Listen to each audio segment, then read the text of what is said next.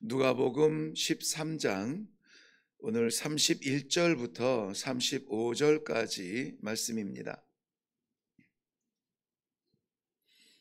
누가복음 13장 31절부터 35절 말씀입니다. 우리 한 목소리로 같이 읽겠습니다. 시작. 곧 그때에 어떤 바리새인들이 나와서 이르되 나가서 여기를 떠나소서, 헤롯이 당신을 죽이고자 하나이다. 이르시되 너희는 가서 저 여우에게 이르되 오늘과 내일은 내가 귀신을 쫓아내며 병을 고치다가 제3일에는 완전하여 지리라 하라.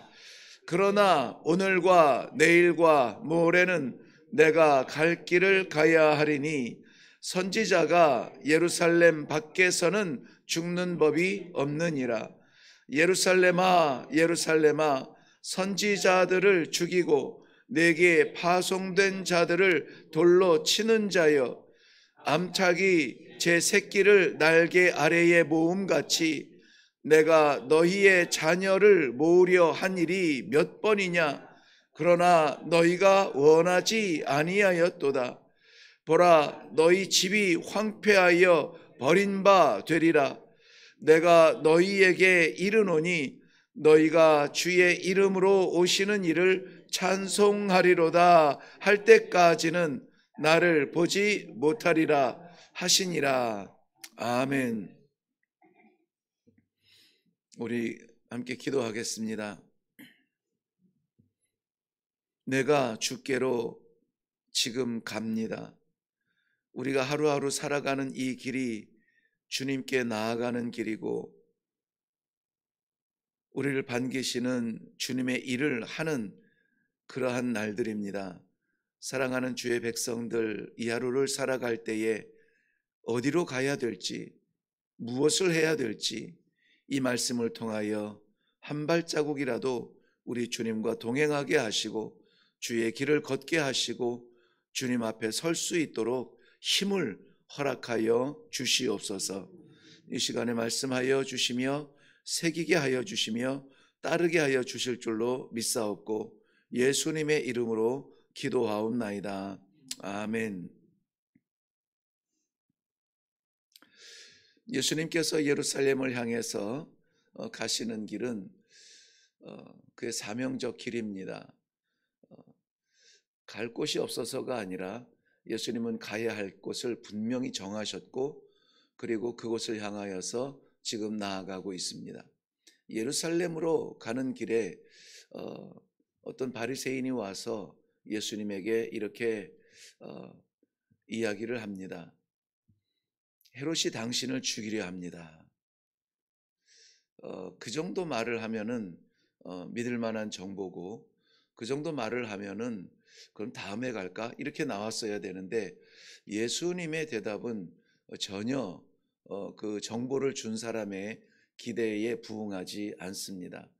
어떠한 정보를 듣든지 간에 예수님의 가는 길은 정한 길이요. 그 정한 길은 하나님께서 택한 길이요.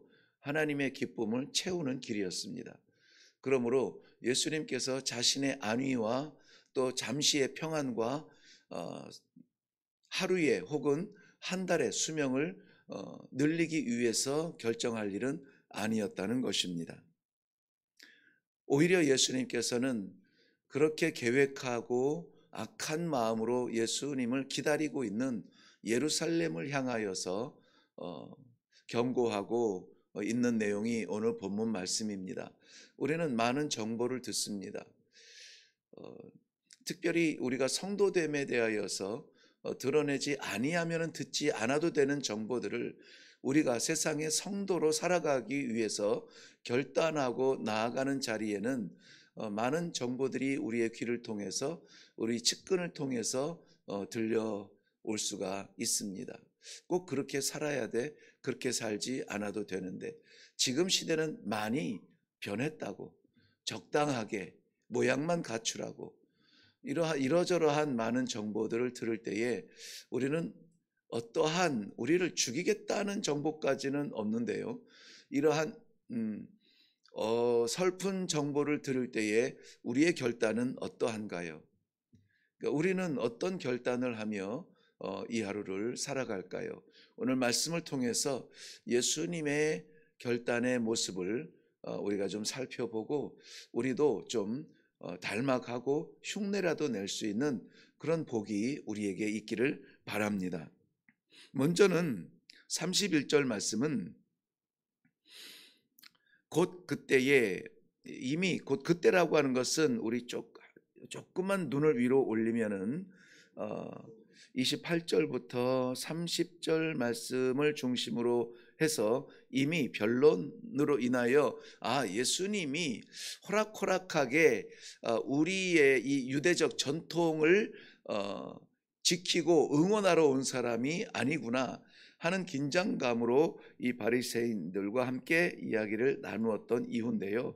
곧 그때에 어떤 바리새인이 슬쩍 예수님께 나와서 나가서 이 자리를 피해서 여기를 떠나소서, 헤롯이 당신을 죽이려 합니다라고 말합니다. 어떻게 보면은 예수님을 보호하려고, 예수님을 지켜주려고 이렇게 말하는 것 같지만은 실제로는 예수님을 방해하고 그 길의 여정을 혼란스럽게 하려는 유혹의 의도였음을 우리는 알 수가 있습니다.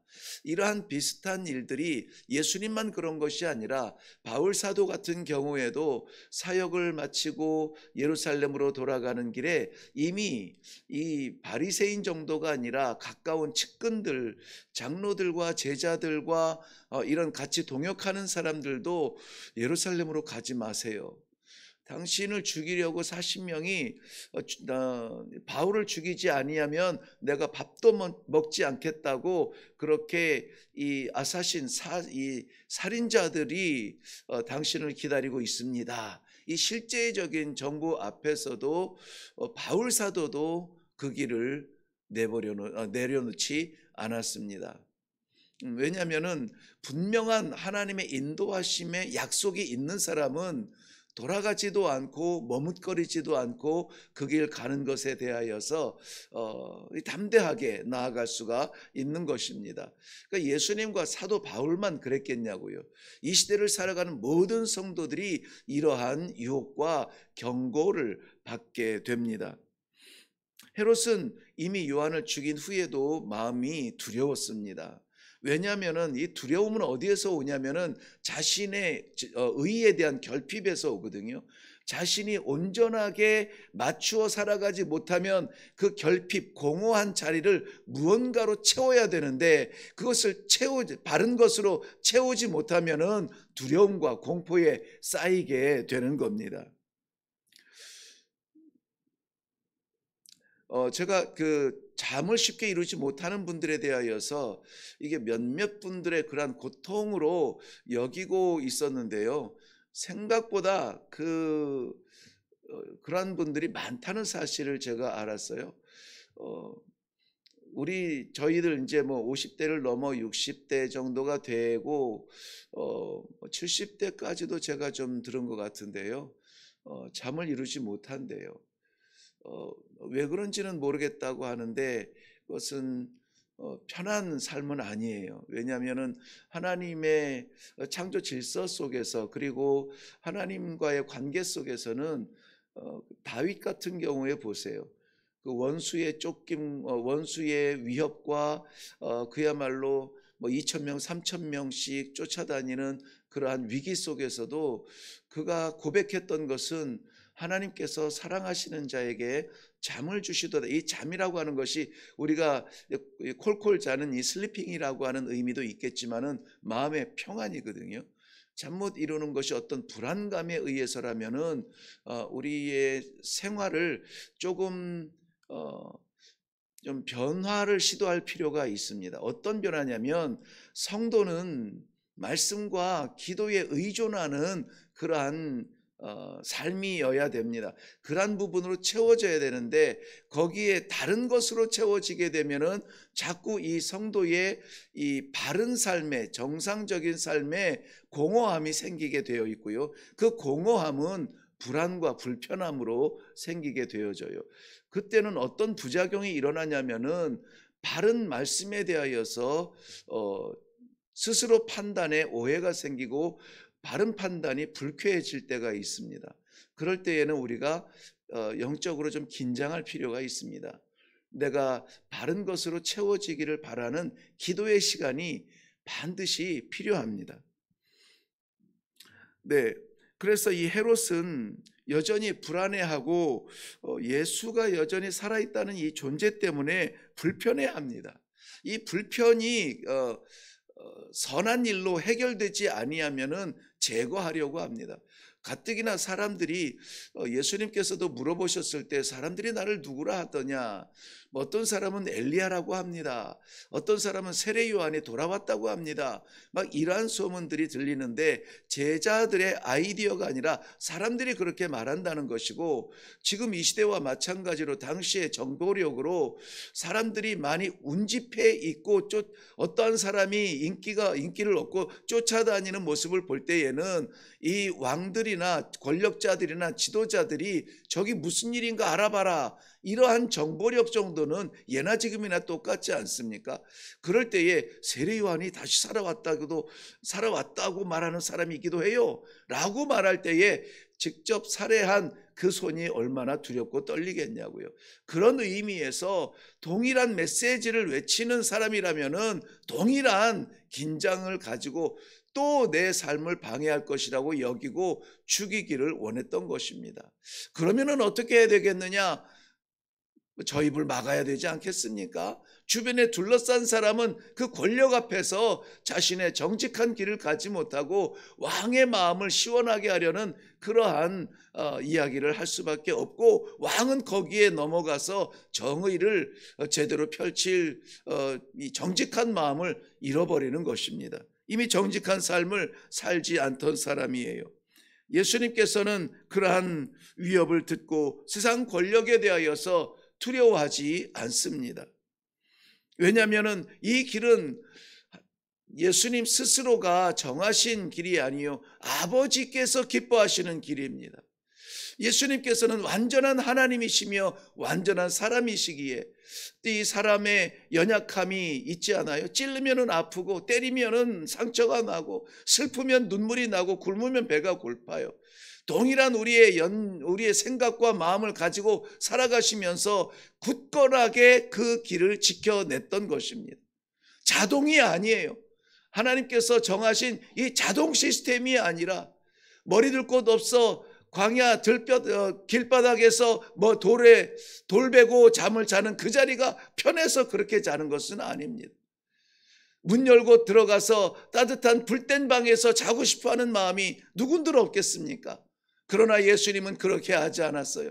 세상 것으로 채우지 않았습니다. 세상 시간에 쫓아다니지 않았습니다. 세상의 공포와 위협에 두려워하지 않았다는 것입니다. 왜요? 하나님께서 기뻐하시는 길이 있기 때문에 내가 불편하고 내가 조금 잠 못 잘지라도 주의 약속의 시간을 지키는 것입니다.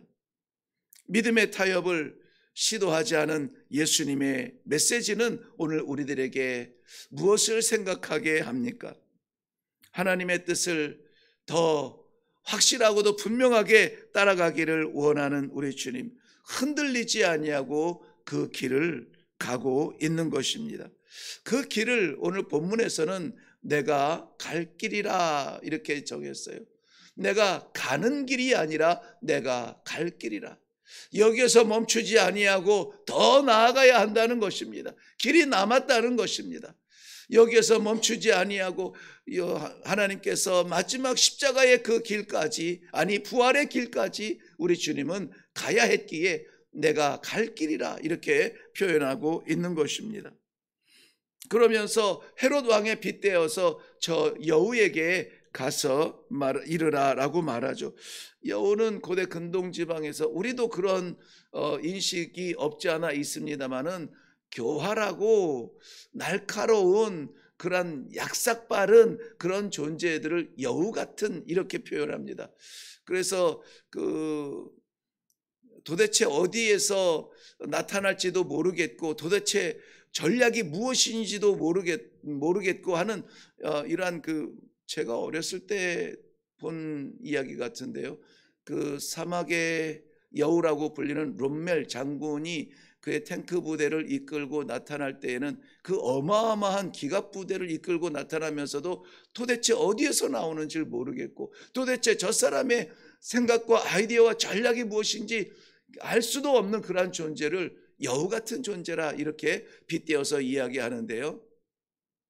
왕궁에 숨어서 계략으로 전략으로 이렇게 사람들을 죽이고 괴롭히는 이 헤롯 왕에 대하여서 과감하게 이렇게 이야기하십니다. 저 여우에게 이르라. 헤롯을 다스리는 그 왕을 교활한 사람이라, 속이는 사람이라 이렇게 이야기하고 있는 것입니다.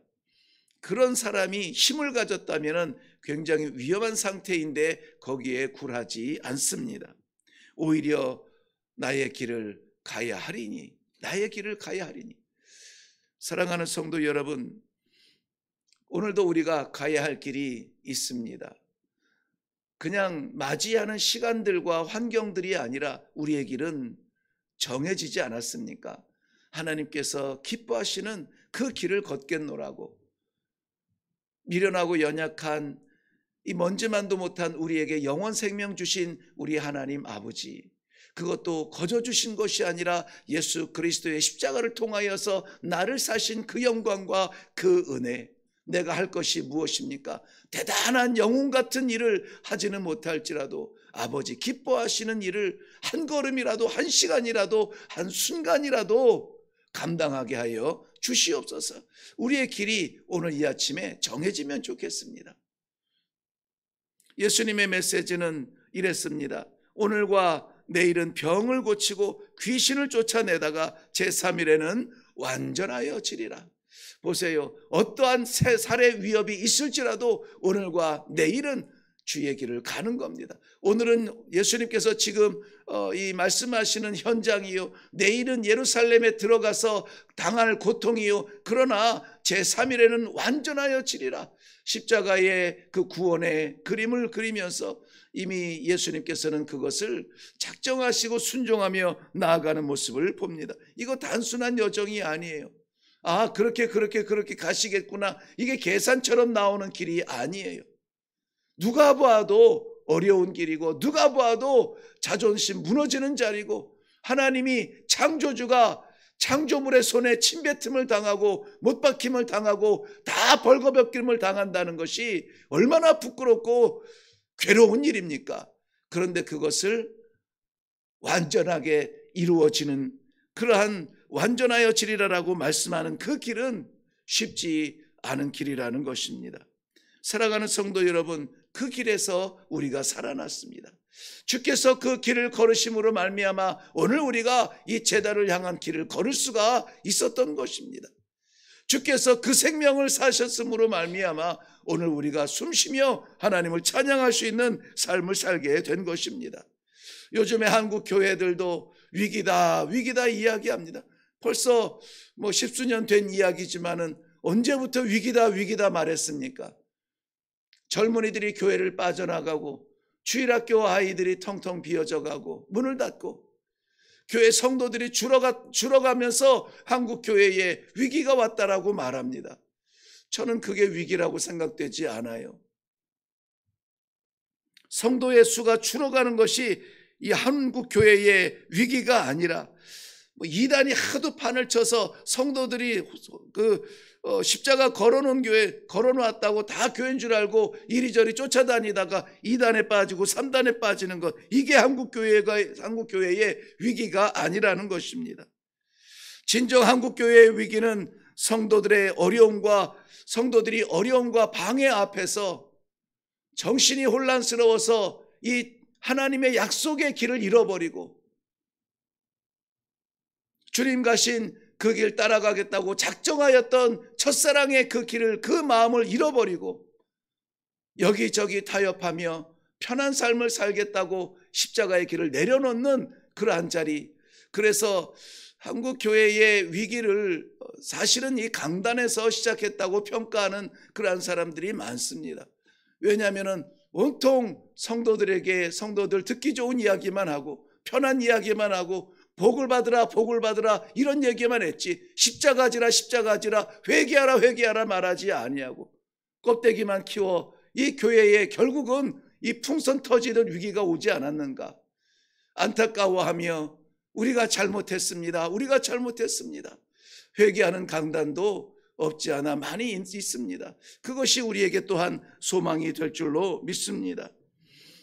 우리도 오늘 우리에게 허락하여 주신 기회가 있거든 내 편한 것, 내 유익을 위하여서 결단하며 얻는 것도 귀하지만 십자가를 향하여 걷겠다는 주님 한 번 살려주시면 한 번만 맡겨주시면 주 영광 위해서 일하겠다던 그 순수했던 드려진 심령이 오늘 나타날 수 있도록 기도하는 이 아침이 되면 좋겠습니다.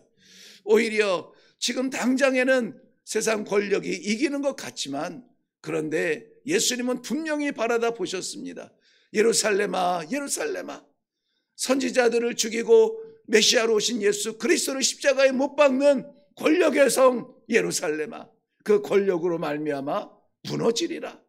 안타까움으로 우리 예수님은 애타는 마음으로 눈물을 흘리며 예루살렘을 경고하고 있는 것입니다.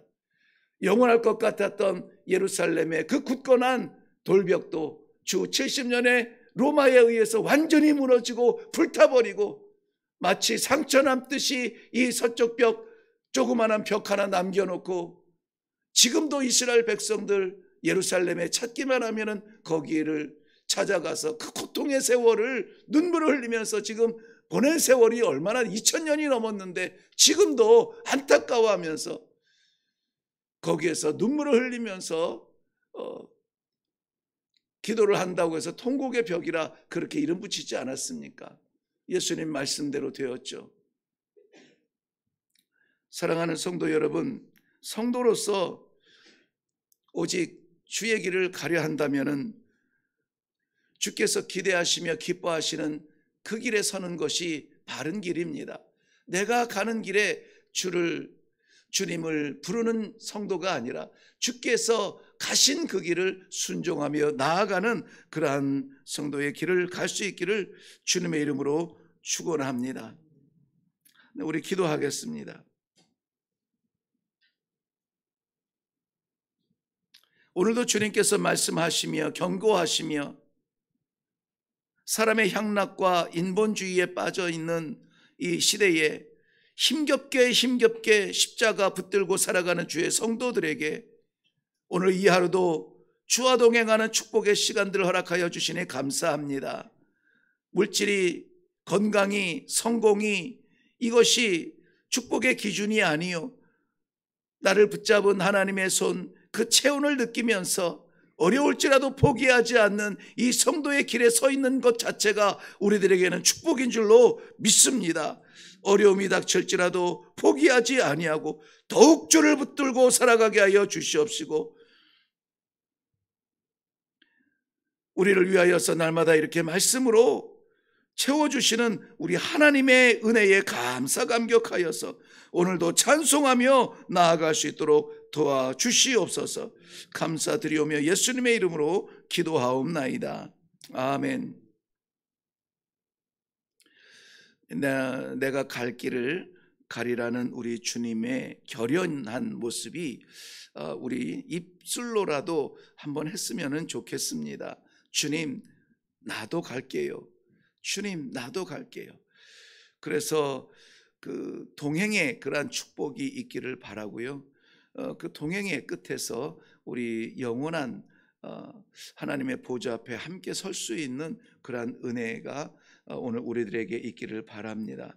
예수님께서 두려움 없이 십자가를 향하여서 나아간 것은 하나님의 뜻이기 때문에 그랬어요. 이 시간에 우리가 물어볼 것은, 기도할 것은 하나님의 뜻입니다. 하나님, 주의 뜻이 무엇입니까? 주의 뜻이 무엇입니까?